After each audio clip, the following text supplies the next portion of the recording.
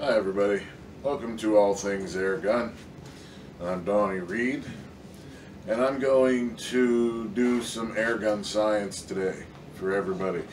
More an explanation and demonstration than an experiment, because I already know the results. I know, I can predict this, because this has been hashed out long ago by physicists, and there's no question about this effect.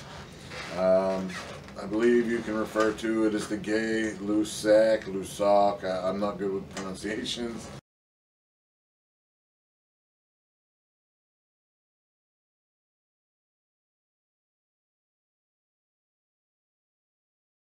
Effect. But what it says is, when you have a gas, and that gas is a given volume, and it occupies a finite amount of space. So say, now I have a habit of referring to all of these types of guns as spring piston guns. This is my Umarex Octane Elite, and it has a gas piston, a gas spring. The gas rams and gas pistons are springs. It's what they are. They store mechanical energy. It's a spring. But I think I'm going to have to follow suit and start referring to these as gas pistons and metal coil rifles as spring pistons, just for differentiation. But this does have a gas piston, a reaxis gas piston, and manufacturers make claims that gas pistons are not affected by cold weather.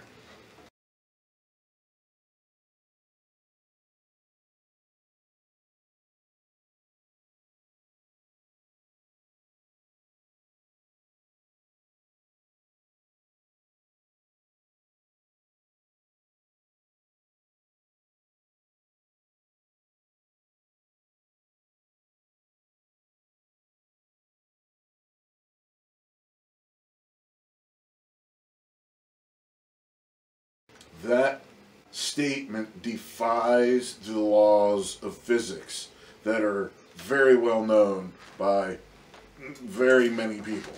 You don't really have to be a physicist to know this. This is basic science.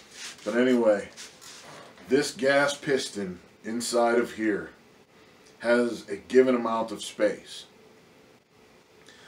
And the day it was filled, whatever temperature it was in the room or factory that it was filled to a given pressure at that temperature, and that supplied a certain volume of this gas.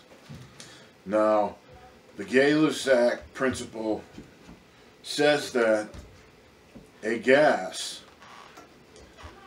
will I don't want to get too complicated at this, but the molecules have kinetic energy, and that is directly related to temperature, which is directly related to pressure. So within this space, at this temperature, a given temperature, a gas exhibits this much pressure on the container it's contained in. Now, when you change that temperature, when you increase the temperature, you increase the kinetic energy. Inside this same amount of space, you increase the pressure. That is basic physics. The exact opposite happens for cold. When you make the temperature lower and remove, okay, we'll just, for simplicity, we'll say we remove heat energy from this gas in this fixed amount of space, you lower the pressure. Now, when you cock one of these rifles, it has a given stroke. The stroke does not change within this gas spring. But if you lower the pressure inside this gas piston, this gas spring, you lowered the initial pressure already. So when you compress it with the same stroke, it cannot be the same pressure as it is at a higher temperature. That is physically impossible, and I'm going to show you that. It's a very brisk, I believe it's 10 or maybe 12 degrees in Pittsburgh today. I have my infrared thermometer here. My chronograph is sitting 2 feet in front of the rifle, and I have some Crossman Premier Hollow Point 14.3 grain pellets. Now right now, this rifle, and I'll just get a temperature reading. I'm gonna, for the sake of duplication, I'll measure it at, say, where is everything in here? All right, I'll measure it right here, right underneath the lens cap for the scope, and it is, if you can see that, 64.9 degrees, did it say? Oh, 64.5. Make sure you can see it. 64.5 degrees Fahrenheit. Now I'm going to take a 10-shot string and record the results in here right now in my basement, 64.5 degrees. And then I'm going to take this rifle out into the 10 degree whatever, very cold outside environment. I'm going to leave it there for at least an hour, maybe longer. And then I'm going to do a 10-shot string out there while it's at that temperature. Same conditions. The chronograph will be 2 feet in front of the rifle, precisely measured for consistency. I want to be as consistent as possible. I'll take my temperature reading from the same place outside. I'll record all of that, and we will see whether or not a gas piston is affected by cold. I'm telling you right now it is. I don't have to test it. You can look these things up on Google. But let's just do the illustration anyway for science.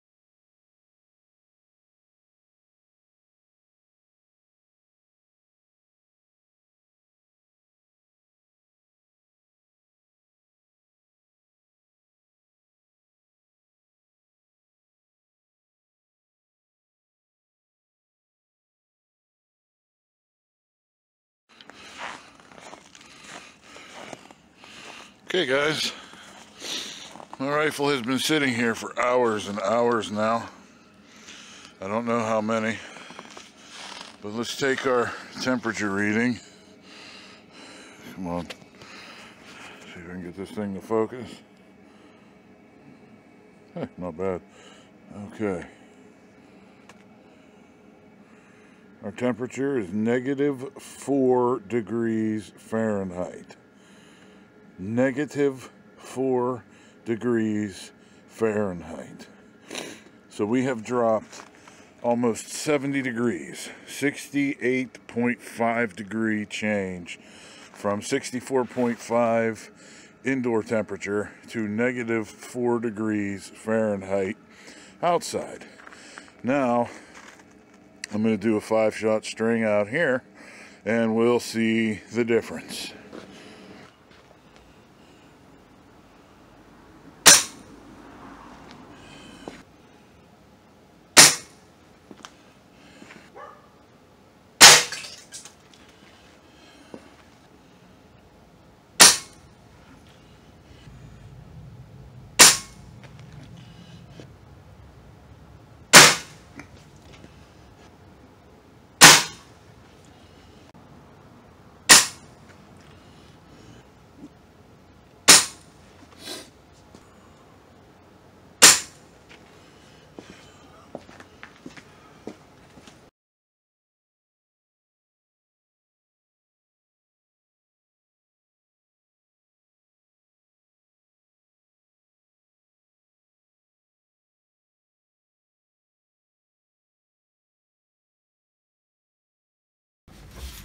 Okay, everybody. Both me and the rifle are back inside and thawed out. And I've crunched the numbers, done our comparison, and I'll caption the video, but the end result is we had a 68.5 degree Fahrenheit change in temperature. We had 64.5 degrees in here inside the basement, and we had -4 degrees Fahrenheit outside. That's a change of 68.5 degrees. Because of that change in temperature, our average feet per second over the 10-shot string went down an average, this is just the average, went down 55.5 feet per second. The muzzle energy dropped by 3 foot-pounds. That's our averages. The extreme difference, meaning the fastest shot indoors and the slowest shot outdoors, was a difference of 74 feet per second and 4 foot-pounds of muzzle energy. Now, there may be factors that contribute to this other than the Gay-Lussac principle. It might be that the lubricant thickens, slowing the stroke of the piston. It might be that the piston seal shrinks by some degree that affects the everything, you know, the seal and everything. But regardless of these other factors, basic well-known physics tells us cold weather does affect gas piston rifles. There is no way around that. And I don't know how it is that manufacturers or vendors can claim, some of them outright claim there is no change. No change. That's a patent lie. That is a lie, and they shouldn't be allowed to say that. Now, unfortunately, I don't have 2 guns, 1 metal coil spring and 1 gas spring, to sit side by side and compare the difference between the 2 different types of systems. Unfortunately, I can't do that. Kenny Cormandy from My Airgun Reviews has done this, and I suggest you see his video comparing the 2. If at any time in the future I can do this myself, I will. The more results, the more, you know, the more we know. So, yes, cold weather does affect your gas piston gun, but it goes further than this. Just today, I saw somebody post in one of the Facebook airgun groups that they had their rifle and their fill tank out in the freezing cold. And while out there in the freezing cold, they filled that rifle, I assume to capacity, but maybe not, I don't know. But after that, this person took the rifle inside and was later astounded to find that the pressure gauge was pegged in the red. Now, what does that mean? That means the temperature, the cold, affects your PCP. Absolutely. Anything that is a container full of any kind of gas is affected by a change in temperature. You cannot cheat physics. That's just how it is. Now, to what degree and to what effect, you know, that's going to vary. But in his situation, that's something everybody should consider. Don't top off your PCP if it and the fill source are cold. unless you intend to keep it out there in that cold.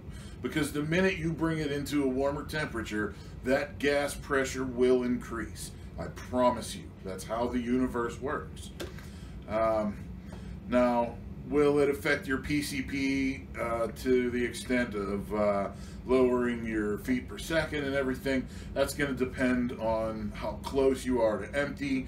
You know, what's your operating pressure? Are you regulated? So, you know, it could affect you in some ways and not others. Your case is going to be individual.